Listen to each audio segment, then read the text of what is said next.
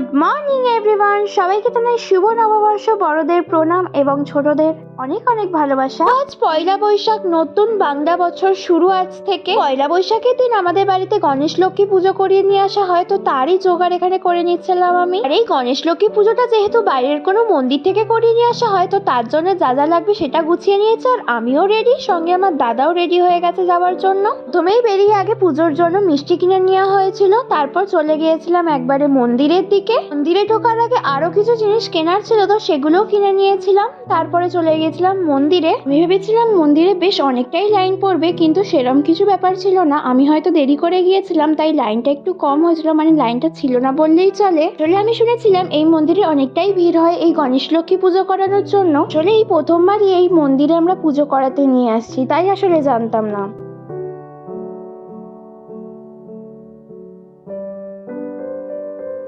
মন্দিরের ভিতরে যে পুরোহিতরা ছিল, পুজো করার আগে যে কাজগুলো করতে হয়, মানে খাতায় স্বস্তিক চিহ্ন আঁকা, এই রকম সমস্ত কাজগুলো করিয়ে দিল, যাতে আমরা ঠাকুরের পুজোটা দিতে পারি। গণেশ লক্ষ্মীটা পুজো করে নেওয়ার জন্য চলে গেছিলাম মাকড়চণ্ডী মায়ের মন্দিরের ভেতরে। ফাইনালি গণেশ লক্ষ্মী পুজো করানো হয়ে গেছে, এবারে যাবো বাড়ির দিকে। বাড়িতে গিয়ে এবারে ঠাকুরটাকে স্থাপন করতে হবে।